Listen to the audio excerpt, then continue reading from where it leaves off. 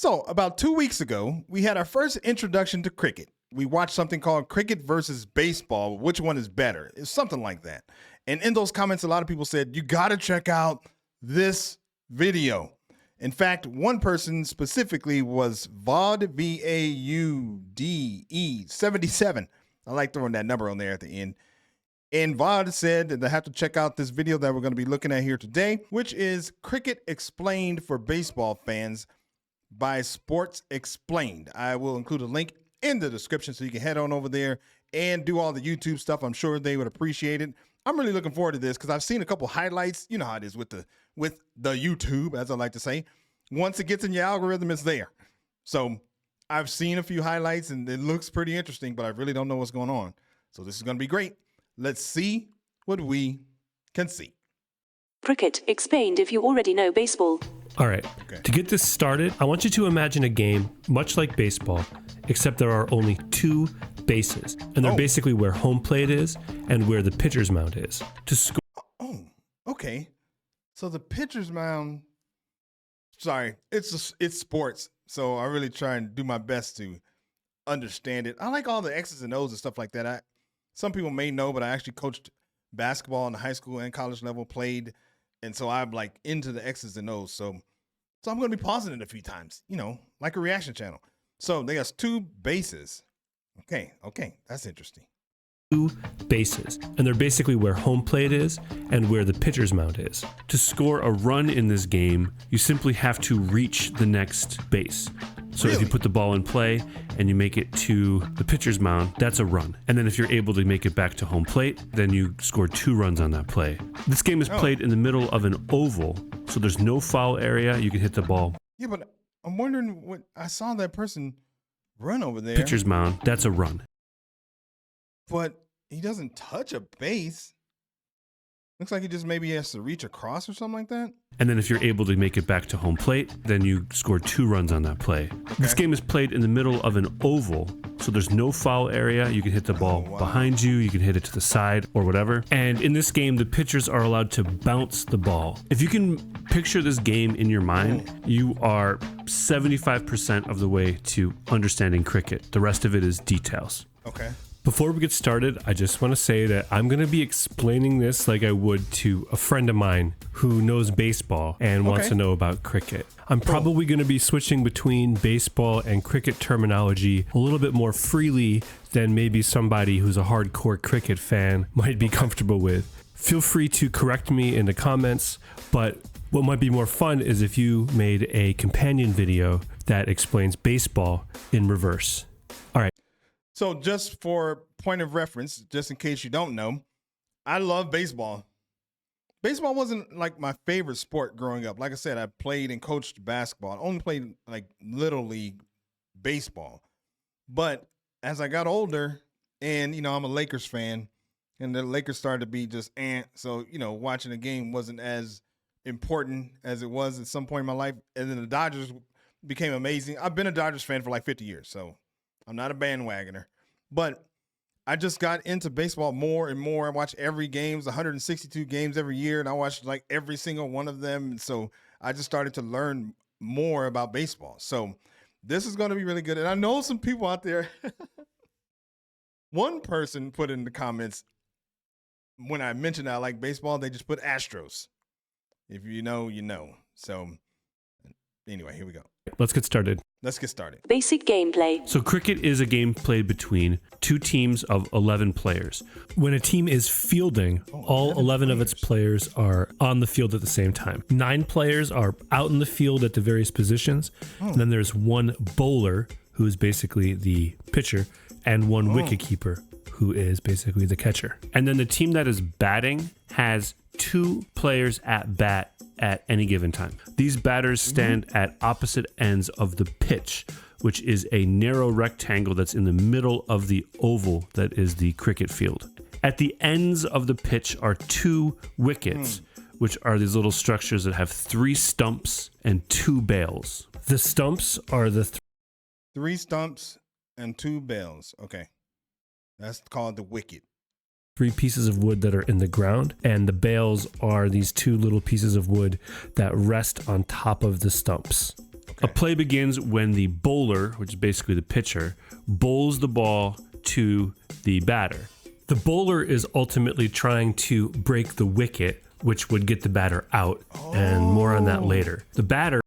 Oh, wow. Oh, that's different. So you don't get a certain number of pitches, and you got to have, 3 strikes. It could be one pitch, and if they break the wickets, they're out. So that means that the batter is really defending the wickets to make sure that they don't get out. Oh, okay. Is trying to protect the wicket and put the ball in play. If the ball is put in play and the batter and the teammate are able to switch places, so basically assume the other one's position, the team has scored a run. And if they can do that again, then they score 2, and if they can do that again, they score 3, etc. There are no strikes in cricket. The batter can just choose not to swing if they don't want to. And there's no penalty for hitting a batter with a legally thrown ball. Batters are expected to protect the wicket and not let themselves get hit. In fact, as we'll see in a little bit, there are actually situations where a batter can be called out if they allow themselves to be hit with the ball. Okay. There is the equivalent of a ball in cricket. It's called a wide. And if the umpire has determined that the bowler has bowled the ball wide, 1 run is awarded to the batting team. What? That's crazy. So in baseball, I don't know, he might be getting ready to say this, but you get a wild pitch. Yeah, that just basically means that it gets past the catcher, whether it's high, wide, or low, or whatever. It gets past the catcher, then it's considered a wild pitch. So, but this, and you don't score a run. On this one, if you have a wide, they score a run.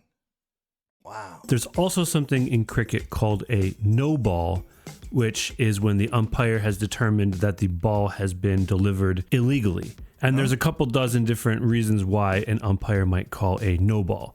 If the umpire calls a no ball, just like a wide, 1 run is awarded to the batting team. In cricket, the batters stay on the field until they are out. So they continue to bat and score runs until they are put out. This means that, just like in baseball, a batter can be out with 1 single swing of the bat, or they can stay at bat, I guess forever. But it's common for a batter to score between like 20 and 50 runs in an at bat. And what the hell? Between 20 to 50 runs? I mean, I understand that it's easier to get a run than it is in baseball. But I'm just thinking, based on what the rules that he just said, seems like it would be hard to get that many runs. But people get 20 to 50. It's not unheard of for a batter to hit 100. This is called a century, and it's very fun. Oh, cool. The boundary. Along the perimeter of the cricket field is the boundary. This can be a rope or a little cushion type thing, or it could be a short fence or a wall. When a ball is put in play and it reaches or goes past the boundary, that is called a boundary. A ball that rolls and hits or passes the boundary or bounces over the boundary like a ground rule double is worth 4 runs for the batting team. Oh, wow. A ball that is hit over the boundary, so basically like a home run, is worth 6 runs for the batting team. Oh, I see. Outs. There are several ways that a batter or runner can get put out in cricket, and they boil down to 2 basic categories. A batter can be caught out, which is just like baseball. They hit a ball in the air and a fielder catches it. Or they can be out if the fielding team knocks the bails off the stumps of the wicket when you are in a position where that could put you out. Oh, wow. This is super cool. So, I mean, Off the stumps of the wicket when you are. So he didn't explain this before, or maybe he did, I don't know. But it looks like the bowler is trying to hit the wickets before he gets back to them. Before the batter gets back to them? Is that what happened here? Let me see. Fielding team knocks the bails off the stumps of the wicket. Oh, no, it's not before he gets back, before his teammate gets there.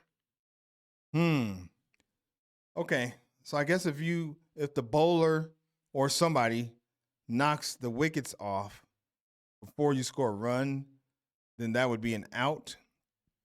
I'm thinking that's what that sounds like. When you are in a position where that can put you out. There's a few different ways this could happen. You could be run out. This is where you are trying to score a run, but they knock the ball into the wicket before you reach the crease that defines the place where you are safe. By the way, the bat is part of your body when determining whether or not you are safe. You can be bowled out, and these are very... Wait, so I have a question. What happens if the person is diving, trying to block the ball? Like, what happens if they hit it? I guess it's still in play, and they can still continue on to the wickets or to the base and try and get back? Is that how that works?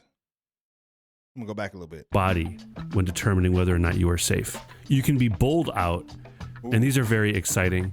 This is where the bowler sends the ball to you, and the ball bounces past you and knocks the bails off the stumps. A batter can also be put out by the wicketkeeper if the batter moves past this line here called the popping crease, and the wicketkeeper gains possession of the ball and knocks the bails off the stumps. This is called being stumped out. Wait, what? Those lines on the outside? I think that's what he's saying. The ball and knocks the bails off the stumps. This is called being stumped out.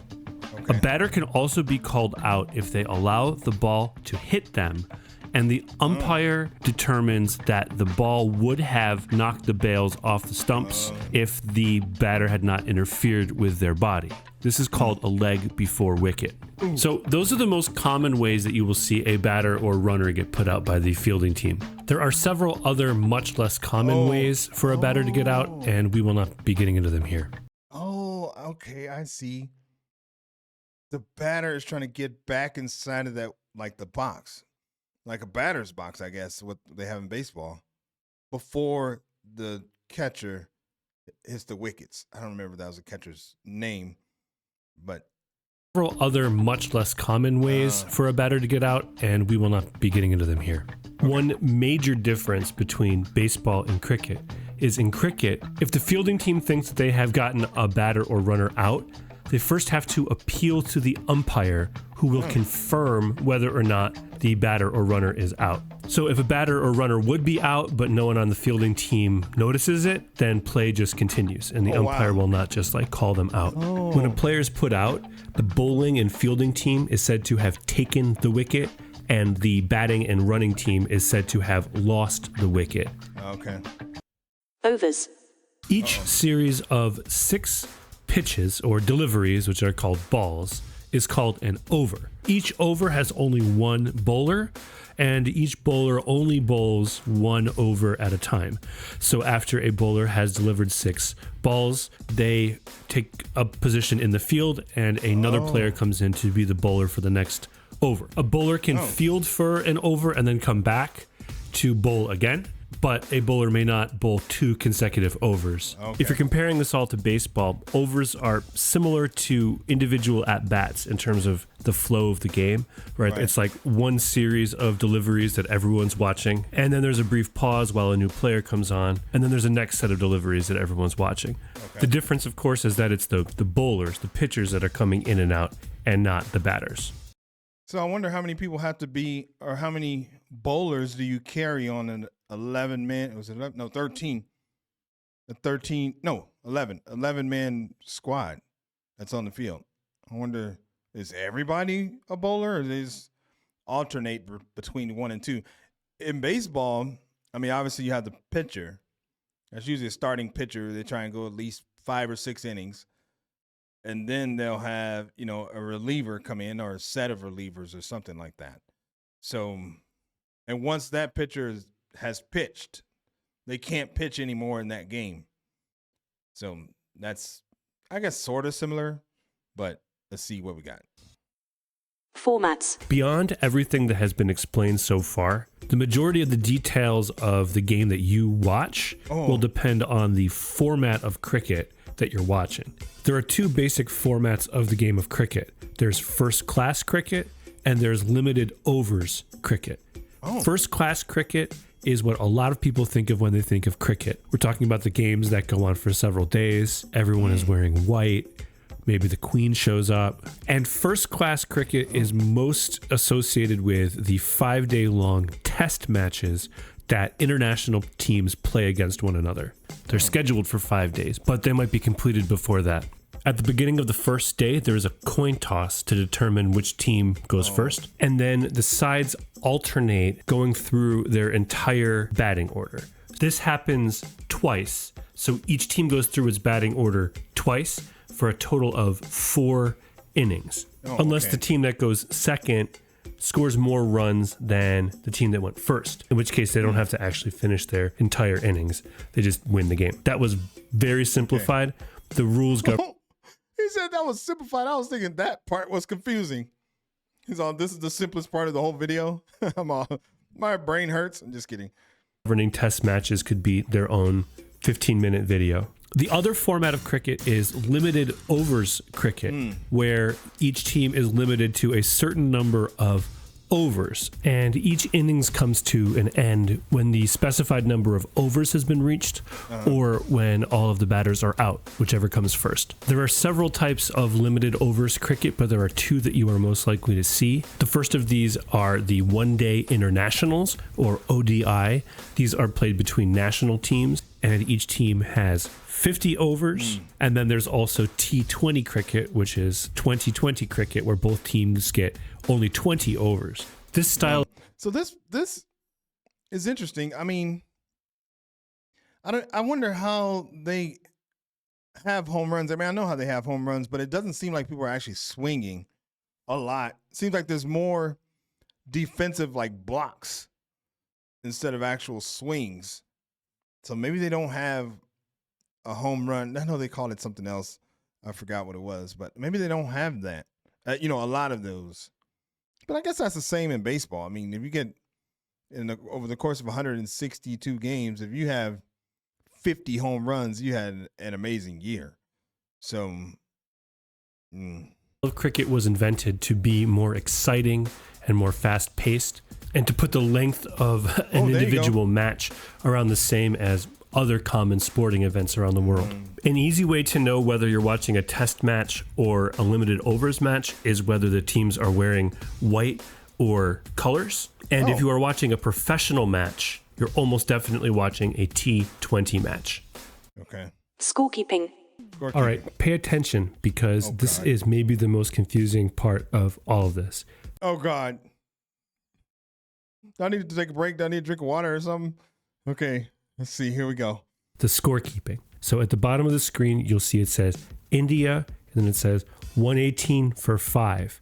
This does not mean that the score is 118 runs to 5 runs. No, this means that India has scored 118 runs for 5 wickets, which means that 5 of their batters have been put out. Then it says first innings. So this is the first innings of this match. Then it says England 287. So that's how many runs England scored in their innings. And since this is a test match, both teams will play 2 innings. Then you've got information about the 2 batsmen that are currently up and how many runs they've scored so far. Then at the end, it says Broad 0 for 24. This means that Broad, the bowler, has taken 0 wickets so far and has allowed 24 runs. And then the 15 o'clock over there, that's just the time of the day. It's 3 p.m. Okay. Now, for a limited overs match, there's a little bit more information that you need to know. So here you go. Down at the bottom, it says England. This is another game between England and India. It's a women's game. Okay. So it says England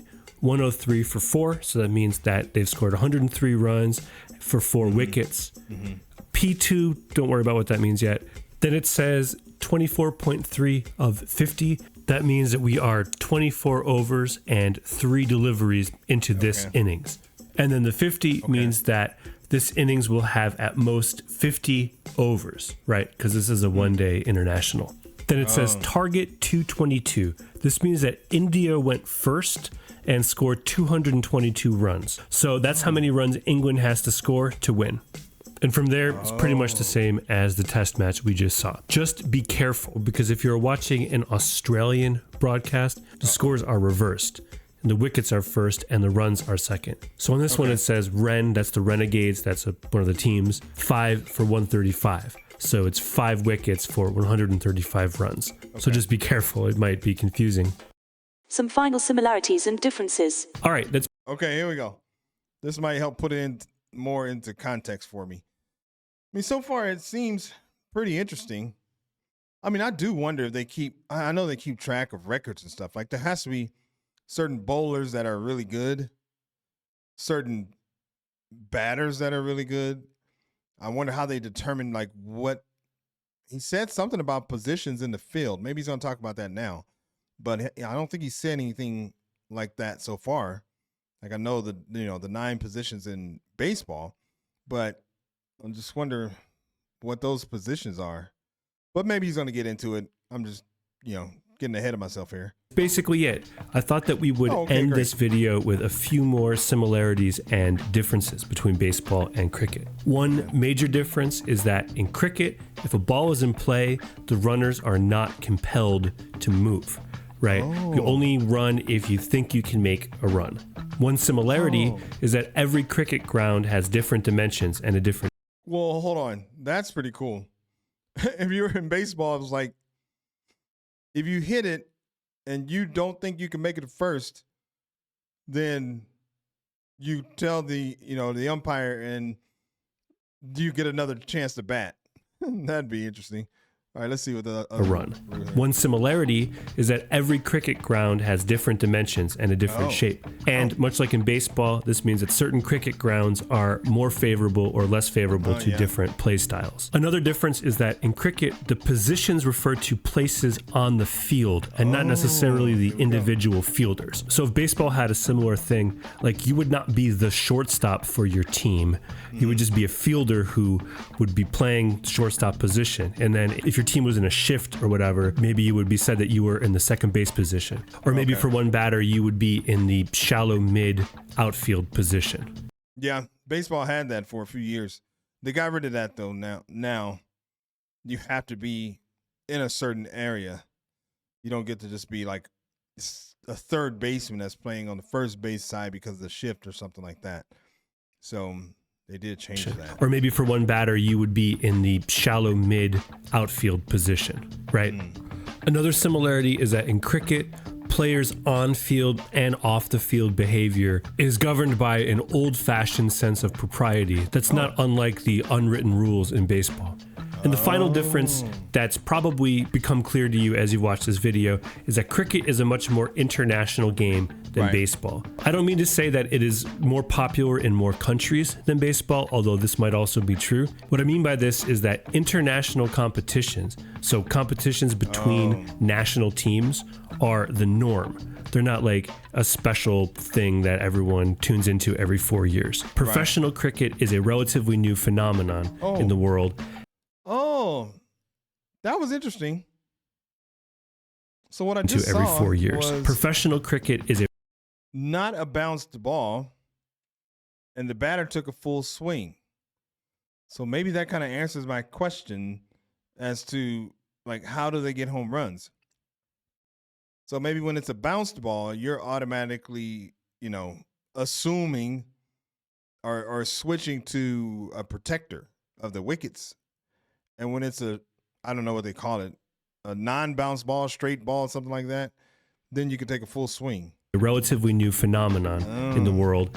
And while leagues are becoming much more popular these days, it wasn't very long ago that professional cricket was looked upon as diluting the purity of the game. All right, baseball fan, you have just become a cricket master and you are ready to watch any cricket game that comes across your television. If you are a cricket fan and you notice that I got something wrong, which I probably have, or that I left something out, which I probably did, feel free to let me know in the comments. Although, like I said before, it might be more fun for you to just make your own companion video. I would love to watch Okay, I don't know about becoming a master, but I did learn a lot about cricket.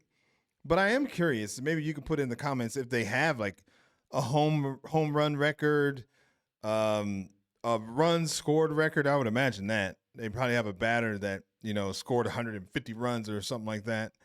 I wonder, like, are there, you know, elite pitchers that, you know, like greatest pitchers in history, stuff like that. This is super interesting. I could totally get into it because there's probably like some pretty intense games that happen.